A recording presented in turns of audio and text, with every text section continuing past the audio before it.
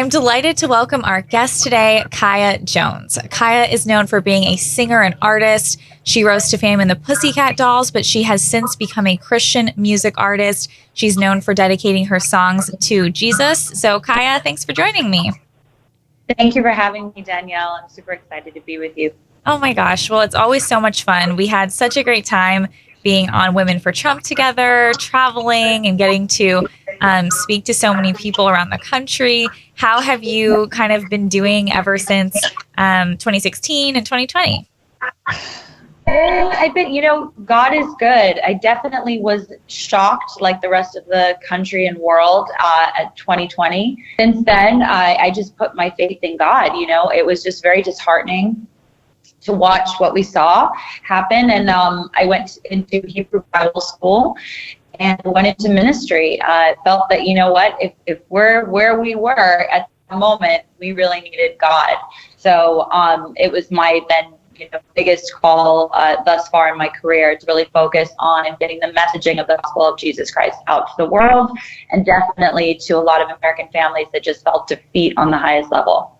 For sure. But Kaya, your story is so fascinating. So I want to ask you about that, to just kind of rewind to when you think back. What was it like being in the Pussycat Dolls, being kind of part of that industry before you became who you are today? What was that like for you?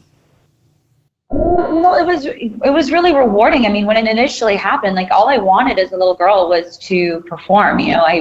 I definitely felt, wow, like I'm getting to do my dream. My dream was to be one of the Spice Girls, and here I was in the Pussycat Dolls. What a moment.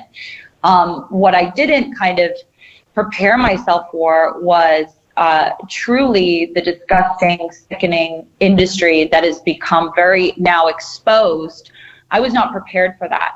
And it's a shame. There are great people in this business, and I'm finding them now in later years. But, it was a lot of excitement, a lot of fame, unfortunately, a lot of abuse and a lot of mistreatment and very unscrupulous behavior in the back end.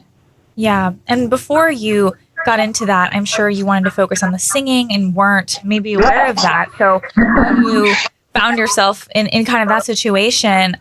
When do you think you kind of maybe had like a wake up call of, I don't know if this is the best place to be?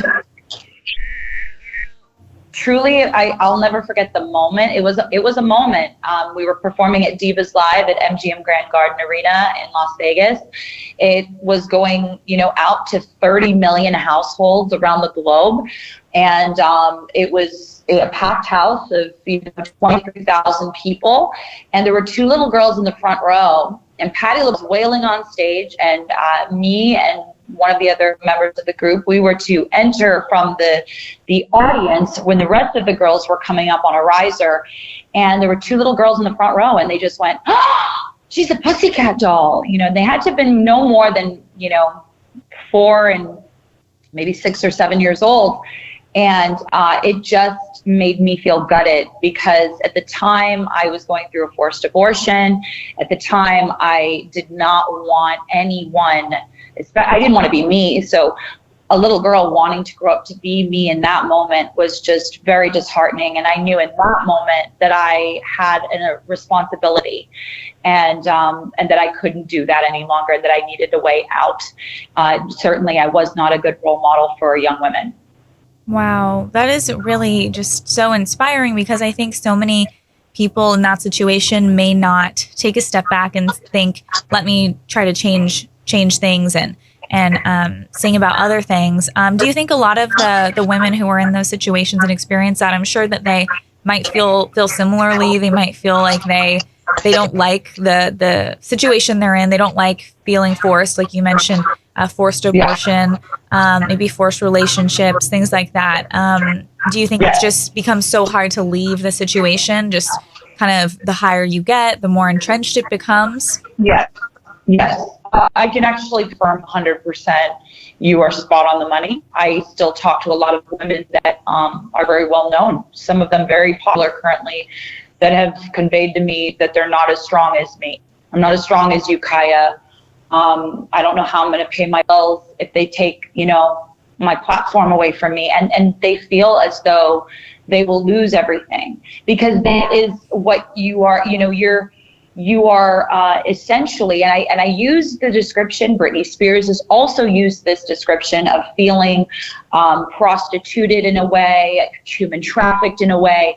You are owned by an institution, and they hold over your head your dream, and you have a family to feed, because most of us don't come from, a lot of money or the opportunities to go into other areas. We have a gift and we're doing the best we can with it. And it's very scary to think, well, I can't, pay my bills, or I won't be able to take care of my mom or my dad, or more importantly, the fact that you have fans and you feel like you'd be letting them down.